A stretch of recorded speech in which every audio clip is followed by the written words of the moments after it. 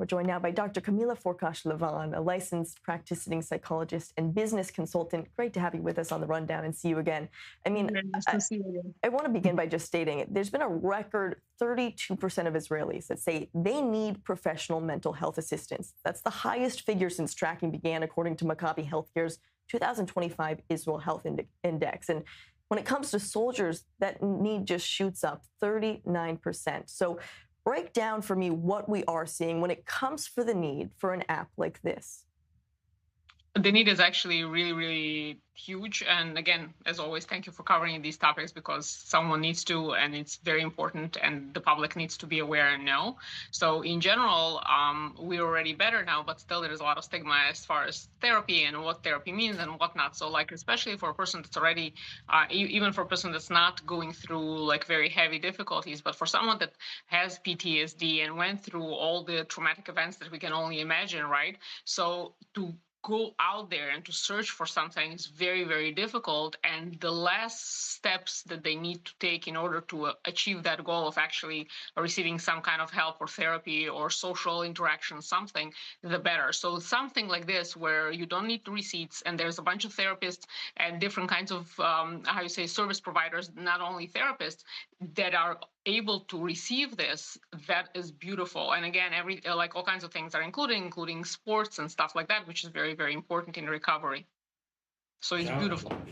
Well, I want to talk about that when you talk about some of the alternative therapies and physical activities that are being offered, including with this traditional mental health care. So how does the holistic approach help treat some of the various degrees of trauma or injuries? Why is it all important together?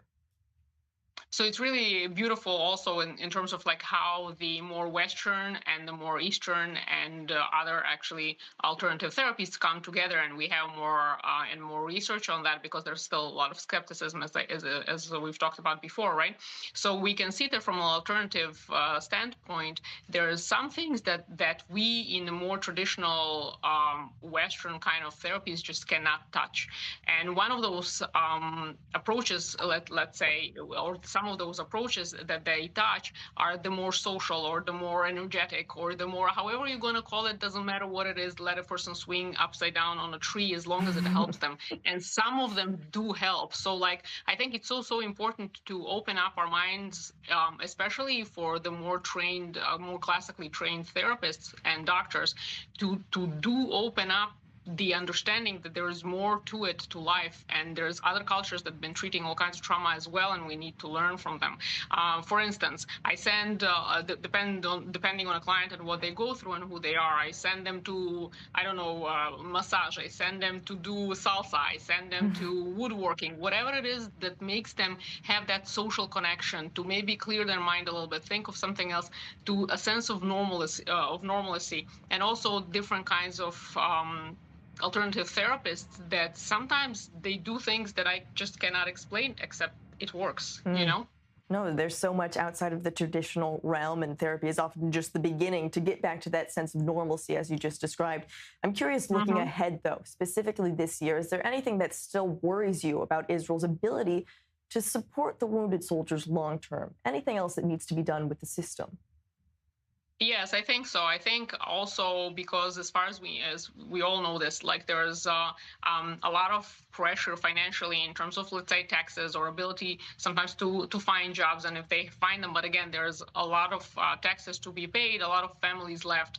A lot of those families are also soldiers, are also those that maybe weren't soldiers, but somehow got traumatized in many, many ways. So there are people that need help, not just within Israel, but also outside. We also know that there is the community in general that weren't inside Israel also at the time, just by being family members or worrying or something like that, also got traumatized. I think that a lot of effort needs to be put in terms of programming like this, what you're doing, for example, right?